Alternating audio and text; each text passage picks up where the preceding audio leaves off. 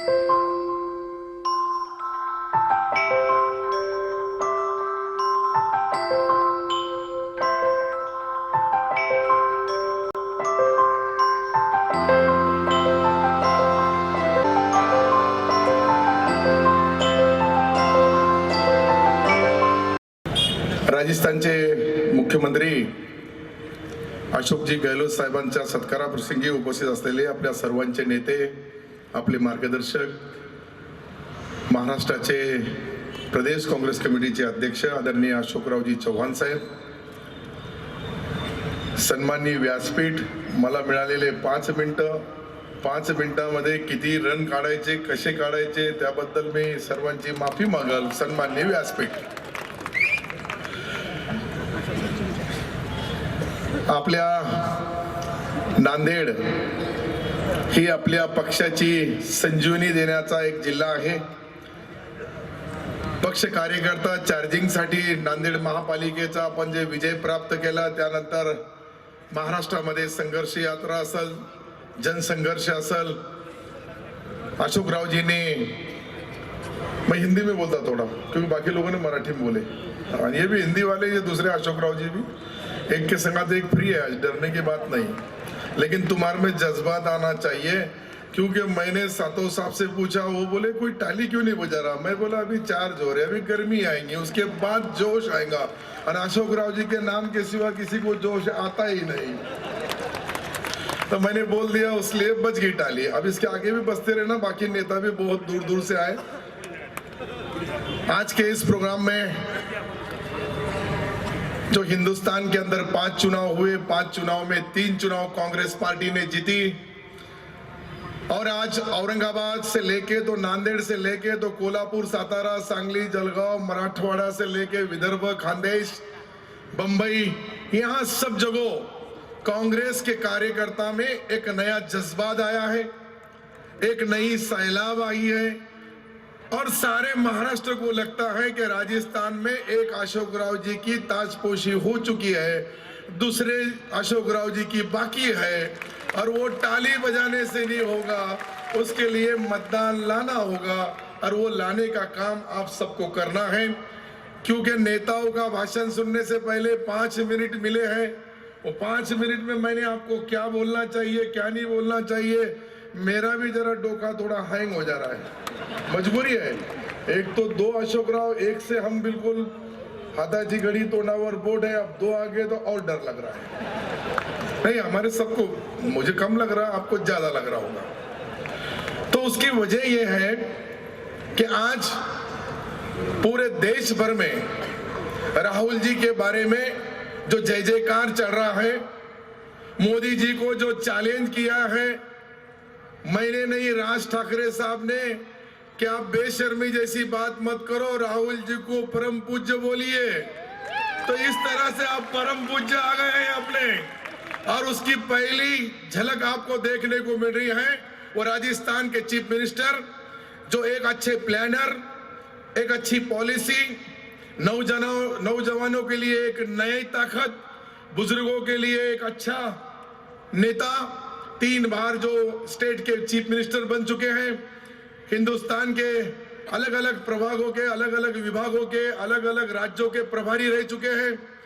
वो अगर राजस्थान में भी रहेंगे तो उनकी दुआएं हमारे महाराष्ट्र के हर गरीब के, हर दोस्त के, हर कांग्रेस के साथियों के साथ रहेंगी, और वो जब तक रहेंगी तब तक एक अशोकराव जी का काम हो गया, दूसरे अशोकराव जी का काम होना बाकी है. पर भाभी, मेरा भी थोड़ा तुम्हारे खत में हमारा सलाम कर देना, नहीं तो ऐसा नहीं फिर वही दिल लाया. क्योंकि सातों जी बैठे हैं यहाँ. हमारे औरंगाबाद में भी अशोकराव जी ने जो जनसंघर्ष यात्रा लाई, उसमें हजारों कार्यकर्ताओं में एक नई जान फूकी. कांग्रेस के कार्यकर्ताओं ने, जितना यूथ कांग्रेस होंगी, महिला कांग्रेस होंगी, कांग्रेस कमेटी के पदाधिकारी होंगे, और जिला कांग्रेस कमेटी को भी हमको हिदायत दी कि आप भी आपके डिस्ट्रिक्ट के अंदर जो ये सरकार है, जो सरकार का डोका, जो उनका दिमाग हैंग हो गया, वो हैंग ऐसा बता रहा हूं जैसा मार्च एंड में, आपको समझता हूँ मार्च एंड अभी आ रहा है अन करीब, तो मार्च एंड में एक आधे ग्राम सेवक का दिमाग वसूली के लिए जो उसको टारगेट दिया था उसके लिए हैंग हो जाता है, और वो हैंग होने के बाद में सातारा जिले के कलेक्टर थे, उनका एक वहां का जो ग्राम सेवक था वो बार बार जब मीटिंग में जा रहा है, कलेक्टर उसको हर एक बार अपना अपना टारगेट देते हैं कि आपने ये नहीं किया, आपने वो नहीं किया। उसने बोला साहब मेरे पीछे इतना काम रहता है कि मैं दिन भर काम करने के बाद मेरी वसूली, मेरे को जो टारगेट दिया वो टारगेट ये पूरा करने के बाद मैं घर को जाता हूँ तो मेरी बीवी के सामने जाना पड़ता है, उसके पास गया तो वो अलग नाराज होती है, और वो नाराज इसलिए होती है कि इसका दिमाग में वहाँ की ताल रहती है, वहाँ की मेल रहती है। वो गांव में जो देहात के अंदर वो ग्राम सेवक है उसका टारगेट, तो ये उसके बारे में उसको पूछा गया कि आपको क्या तकलीफ है। वो बोले साहब मैं इतना परेशान हूँ कि वो परेशानी की वजह से मेरे और मेरी बीवी के बीच में बहुत संबंध खराब हो रहे हैं, आप टारगेट देते हैं, आपके अंदर मेरा टाइम पास हो जाता है। तो उसने बोला इतनी अच्छी बात के लिए इतना परेशान है। उसके लिए एक सारे ग्राम सेवकों की मीटिंग बुलाई कलेक्टर जी ने, और मीटिंग बुला के ये बताया कि जिसको भी जो जो प्रॉब्लम होता है उसने, मैं मराठी में बोलूं, थोड़ा मराठी के अंदर उसका अच्छे शब्द लगते हैं, तर त्यांनी सांगितलं का आपल्या या ज्या ग्रामसेवकाच्या बद्दल कलेक्टरने ट्रेनिंग दिली आणि कलेक्टरने सांगितलं त्यांना का आपण ज्या पद्धतीने काम करता त्याच्यामध्ये थोडा बदल करा, आणि बदल असा करा का तुम्ही घरी गेल्यानंतर तुम्हाला जो ताण येतो, तुमचा डोका जो हँग होतो तो जरा दूर होईल।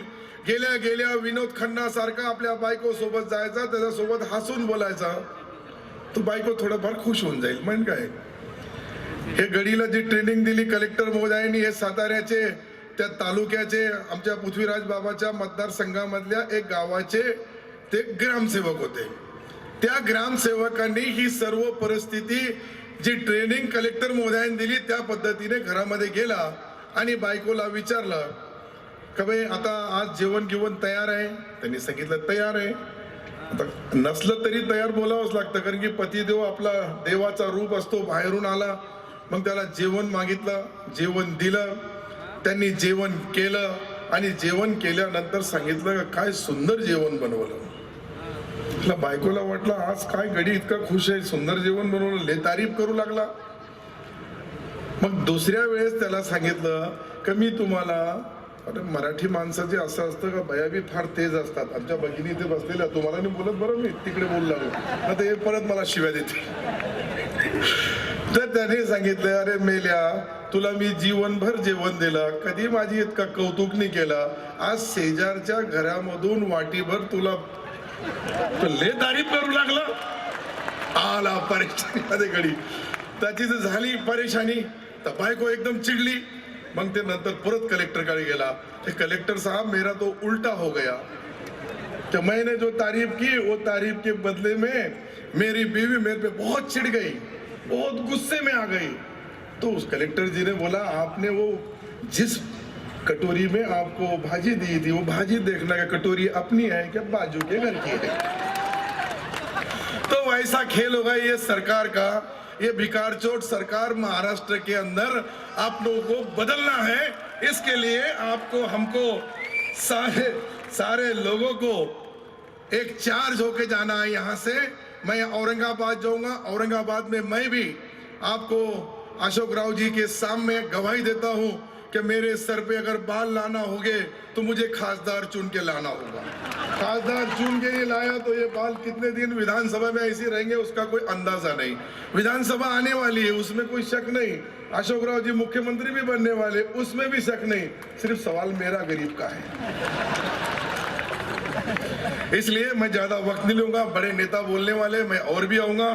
मुझे बहुत अच्छी तरह से आपसे बात करना थी, बोलना था, पर मैं जब अशोक राव जी का ऐसा चेहरा देख लिया समझ जाना सत्तार तेरा टाइम खत्म हो गया। धन्यवाद, आदाब, सलाम, राम राम, जय भीम, जय हिंद, जय महाराष्ट्र।